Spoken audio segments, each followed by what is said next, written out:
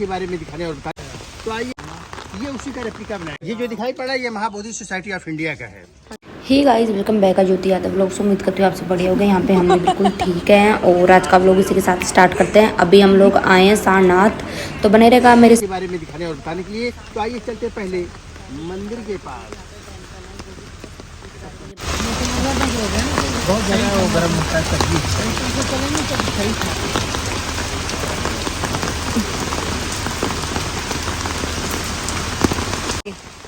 देखिए हम लोग इस वक्त जिस जगह पे खड़े हैं, जगह का नाम है सारनाथ। इनके नाम में ही कुछ छुपा हुआ है। सार, सार का मतलब पूछते हैं आप लोग। सार माने समरी होता है, सार माने तत्व होता है किसी चीज़ का निचोड़, यानी एक बात में 100 बात निकली उसे सार कहते हैं। तो सार माने तत्व होता है और नाथ माने भगवान, दोनों को मिलाए तो सारनाथ, या कह लीजिए कि भगवान का उपदेश। यहीं से पूरे विश्व में बौद्ध धर्म का संदेश गया, पूरी दुनिया में। तो आइए हम और आप भी इनसे आशीर्वाद ले ही लेते हैं।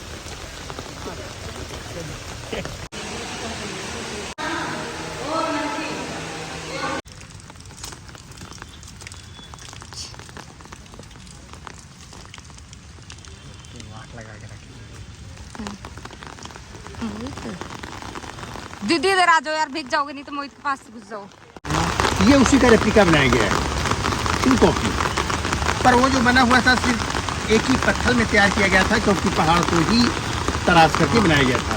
ये 280 टुकड़ों में बनाया गया है। इसकी हाइट जो 80 फुट 9 इंच की बनी हुई है और ये 16 मार्च 2011 को आम पब्लिक के लिए खोल दिया गया है दर्शन करने के लिए। तो आइए हम और आप भी चलते सीधे उन्हीं के पास। सीधे उन्हीं।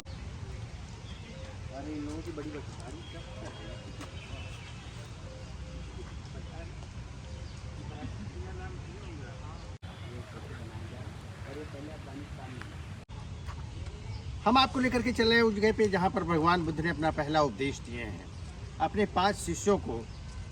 उस जगह पे एक बहुत बड़ा स्तूप बनाया गया जिसे चक्रवर्ती सम्राट अशोक ने बनवाए हैं। तो आइए हम और आप भी चलते सीधे उन्हीं के पास।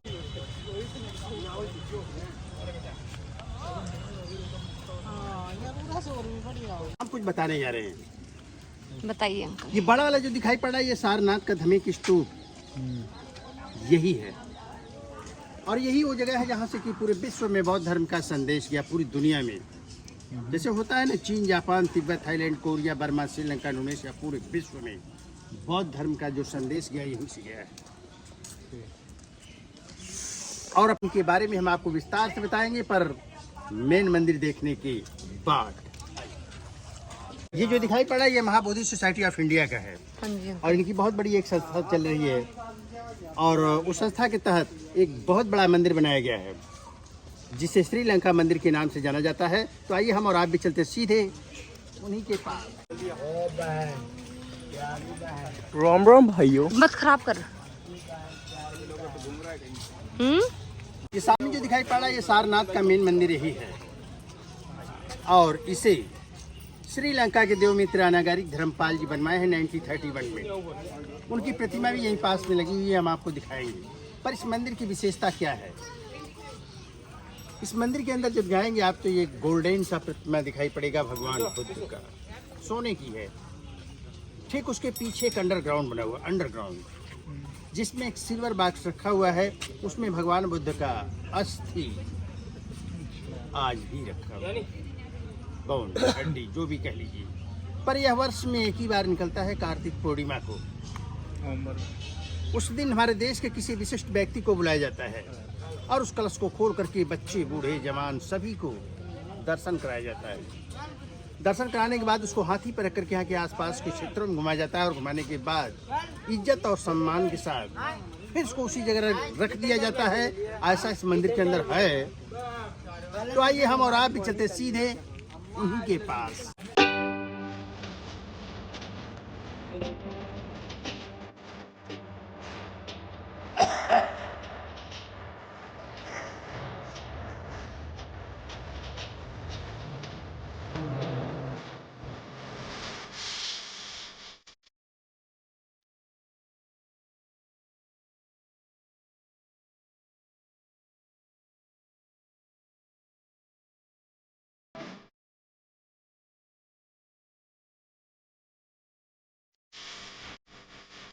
देखिए, भगवान बुद्ध का जो जन्म हुआ था वो लुम्बिनी में, जो कि नेपाल में पड़ता है, और बोध गया में ज्ञान प्राप्त हुए जो बिहार में है। यहाँ पर भगवान बुद्ध ने अपने 5 शिष्यों को पहला उपदेश दिया, जिनका नाम रहा अशिजी, महानामा, कौंडन्य, बप्पा और वैद्य। जब ये 5 लोग पहला उपदेश दिए, उसी समय से इस जगह का नाम सारनाथ पड़ा। कभी कभी लोग सवाल करते हैं कि तब इससे पहले इसका क्या नाम रहा होगा। इससे पहले इस जगह का नाम था ऋषिपत्तन, पूरा जंगल एरिया था। ये तो जब भगवान बुद्ध ने पहला उपदेश दिया उस समय से पड़ा। उसी नगर में उनका महापरिनिर्वाण हो गया, जो गोरखपुर के पास है। भगवान बुद्ध का डेथ हो गया था। भगवान बुद्ध की 2 माँ थी, जो कि आपस में सगी बहनें थी। पहली माँ का नाम था महामाया और दूसरी माता जी का नाम था प्रजापति गौतमी। और उनके पैदा होने के 7 दिन बाद उनकी माता जी का देहांत हो गया। दूसरी माँ ने उनका पालन पोषण किया, जैसा कि उनकी मौसी थी। कलिंग युद्ध की जो लड़ाई हुई थी उड़ीसा में, उसमें बहुत रक्तपात हुआ था, बहुत लोग मारे गए थे, जिससे दुखित होकर के सम्राट अशोक ने बौद्ध धर्म को अपनाए। उन्होंने यहाँ पूरे विश्व में 84,000 स्तूप बनवाए थे।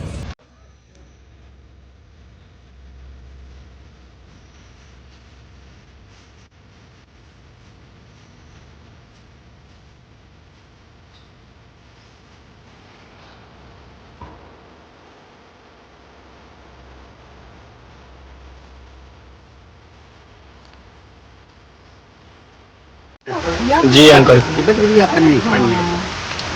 अरे यार, नहीं आ रहा पानी। ये जो मंदिर बनाया गया है, ये जापान के लोगों ने बनवाया है। वीडियो चालू नहीं है। ऐसे क्या बना रहा है? ऐसे करके बना कर दीजिए अंकल। और इस मंदिर के अंदर एक ही प्रकार का 2 प्रतिमा लगाया गया है। ध्यान से समझिएगा आप। एक ही प्रकार का 2 प्रतिमा लगाया गया है। और इस मंदिर के अंदर भविष्यवाणी की गई है। भविष्यवाणी कि आने वाले समय में भगवान बुद्ध मैत्री बुद्धा के रूप में अवतरित होने वाले हैं। जैसे कि सिद्धार्थ के रूप में पैदा हुए, ऐसे ही आने वाले समय में भगवान बुद्ध मैत्री बुद्धा के रूप में अवतरित होंगे। कब होंगे इसका समय अतिथि निश्चित नहीं किया गया। और एक ही प्रकार का 2 प्रतिमा लगाया गया। देखिए यहाँ पे दिख भी रहा है, दिख रहा है, वो दिख रहा है, अंदर दिख रहा है। अंकल ये खुला नहीं है?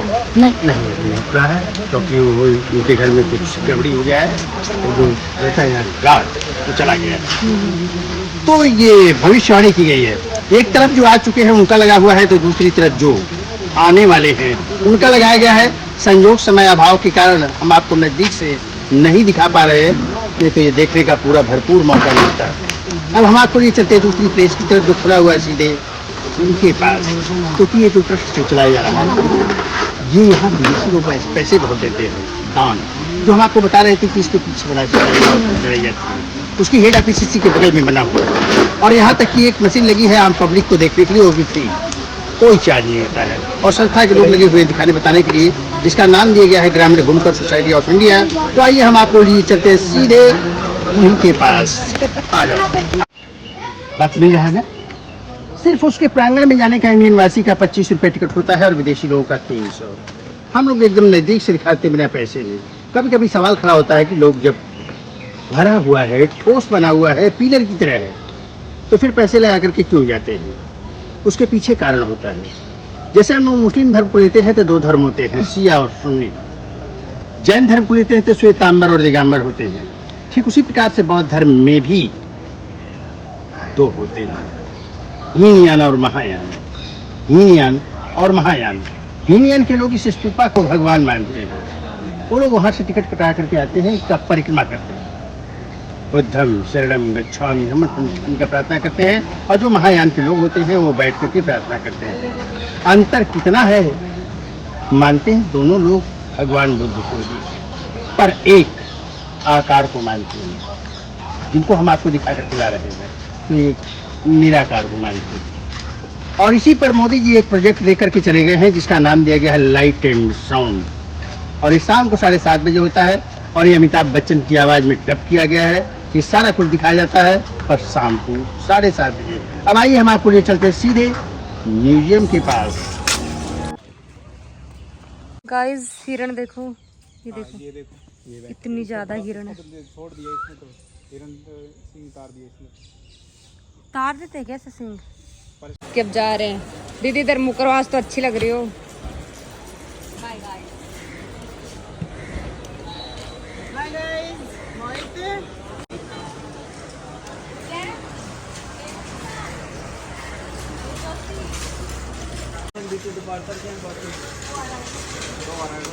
तो गाइस इस वाले व्लॉग को यहीं पे एंड करते हैं। और मम्मी और भी चले गए थे, मम्मी और को छोड़ के हम निकल गए थे रिहल्त के लिए। मम्मी और घर चले गए थे। Bye bye guys.